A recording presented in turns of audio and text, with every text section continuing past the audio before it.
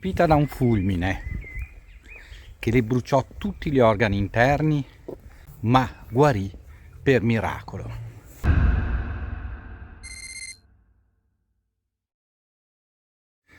Ciao a tutti, bentornati sul mio canale e bentornati in questo nuovo video. Oggi parliamo di un caso di NDE, ma devo fare una promessa.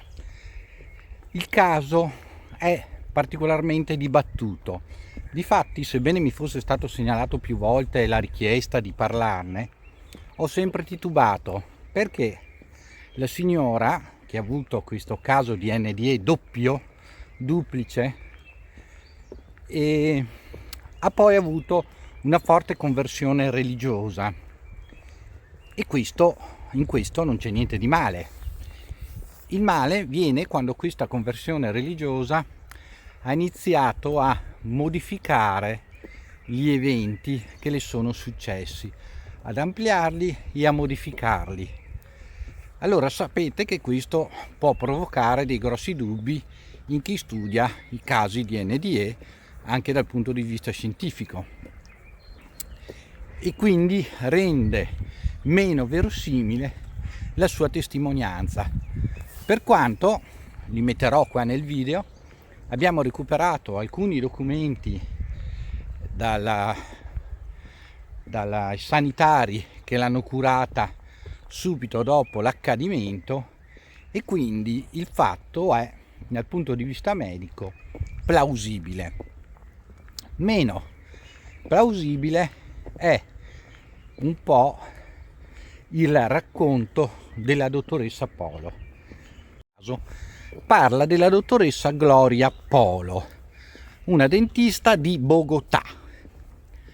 Nel 1995 si trovava proprio nello spiazzo antistante alla biblioteca universitaria assieme al cugino e al marito. Lei e il cugino, laureati, volevano specializzarsi e quindi stavano andando verso la biblioteca per raccogliere alcuni libri per gli studi di specialità. Era il 5 maggio del 1995. Le ore erano le 16:30 e si stavano appunto recando alla biblioteca universitaria. Nel mentre pioveva. Il marito, vestito con impermeabile, camminava rasente ai muri delle costruzioni circostanti a questo spiazzo, mentre lei e il cugino saltellavano le pozzanghere sotto un ombrello per evitare di bagnarsi troppo i piedi. In quel frangente un fulmine li colpì in pieno, uccidendo sul colpo il cugino e lasciandola esanime sul selciato. Il cugino, come abbiamo detto, morì sul colpo. Lei, il fulmine le entrò dal braccio e le uscì da una gamba, e a quanto è a suo dire le bruciò interamente un seno e gli organi interni, tra cui l'utero, a causa del fatto che portava un accessorio anticoncezionale che aveva all'interno una piccola parte metallica, la famosa spirale. Quindi questa le provocò l'ustione, la carbonizzazione dell'utero, delle ovaie, dei suoi organi interni.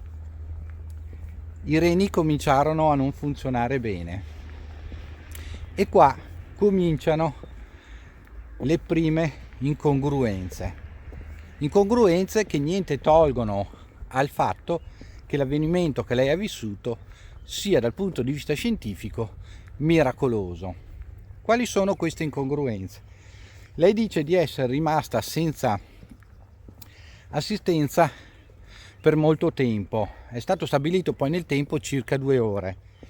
In realtà, dall'orario dell'intervento preso dall'ospedale e dai sanitari che sono intervenuti per primi, sono passati parecchi minuti, ma non si riesce a quantificare se 15, 20, 25 minuti, quindi non le 2 ore che la dottoressa dice. In effetti qualcuno nella sua storia racconta che i sanitari non potevano avvicinarsi a causa della elettricità che lei ancora emanava in seguito al fulmine. Questo non è reale e neanche dal punto di vista scientifico giustificabile. Fatto sta che è stata rianimata e quindi trasportata all'ospedale. All'ospedale le hanno iniziato subito le prime cure, sia per le ustioni, le gravi ustioni che aveva sulla pelle, neanche molte a dire la verità, ma soprattutto per i problemi interni di circolazione e nervosi che aveva provocato questa scarica elettrica del fulmine. La cosa che lei riuscì a riprendersi, ma durante l'operazione che le fecero per riuscire a sistemare il problema delle ustioni interne, lei morì nuovamente, ebbe un altro arresto cardiaco, non le arrivò il sangue al cervello e per qualche minuto rimase morta sul tavolo operatorio. Quindi venne rianimata nuovamente e la situazione piano piano migliorò. È vero, contrariamente a quello che dice, che ci fu un blocco renale, che lei aveva poca urina, non riusciva a urinare e i reni non lavoravano, però questo fatto durò per 24 ore. Dopo 24 ore tornò i reni, sebbene ustionati, compromessi dal fulmine, tornarono a funzionare. Ovviamente qua subentra non tanto la fede, ma per chi crede ovviamente anche la fede, ma il buco scientifico a cui la scienza non sa dare risposte. Infatti questi danni che la dottoressa aveva ricevuto teoricamente non avrebbero dovuto guarire così in fretta e sempre teoricamente non avrebbero potuto guarire alcuni dei danni che lei aveva ricevuto da questo fulmine. Invece nel giro di poco tempo si riprese, se non completamente, comunque da essere dimessa. Qui sta il miracoloso. Nella sua prima NDE, quella dopo il fulmine, quando rimase priva di vita a terra assieme al cugino, prima di essere rianimata, il racconto che ci fa è simile all'NDE che abbiamo visto in tutti gli altri casi. La fuoriuscita del corpo, attraverso il tunnel, le anime o gli spiriti luminosi, chiamateli come volete, il grande spirito di luce o Dio se volete, e poi lì il rientro nel corpo, il fatto che non fosse ancora il momento della sua morte, l'incontro col padre morto e l'invio nel corpo. Dopodiché lei ha iniziato ad aggiungere a questa testimonianza tutta una sua visione mistica religiosa, nella quale io non voglio entrare perché lo spirito di questi miei video sull'NDE vuole semplicemente essere quello di riportare nel miglior modo possibile i fatti accaduti a chi vive un NDE e la spiegazione scientifica che ne viene data, in quanto l'NDE non è più un fenomeno da studiare a livello paragnostico, a livello ultraterreno, a livello religioso, ma è diventato finalmente dagli anni 70 un argomento studiato a livello scientifico. Quindi la dottoressa Gloria Polo come ha vissuto poi questo momento? Cosa ne ha tratto lei da questo momento? Lei ne ha tratto ovviamente un'esperienza divenuta poi religiosa. Però quello che è stupefacente è il fatto che lei sia stata morta per ben 2 volte nell'arco di una giornata e in queste 2 volte abbia avuto 2 esperienze di NDE. La prima, molto simile a quelle che spesso abbiamo raccontato, veritiera.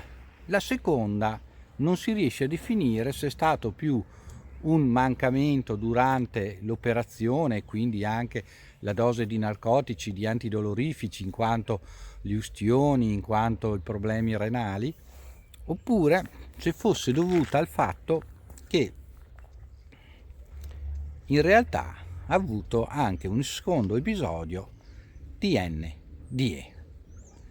Fatto sta che ancora oggi quanto è successo a Gloria Polo nel 1995 è fonte di grande discussione non solo tra scienziati e teorici, ma anche tra fedeli e clero.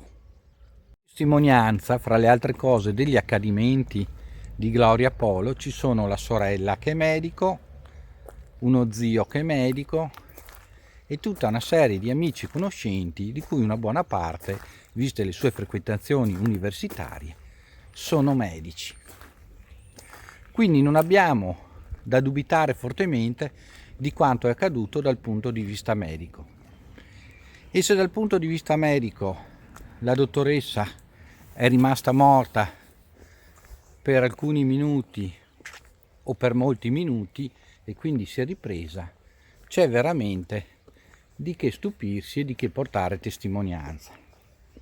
Quindi, come dicevo prima, non entro nella conversione religiosa, non voglio entrare in questa discussione che soprattutto in questo video non mi compete, ma entro nel puro fatto scientifico.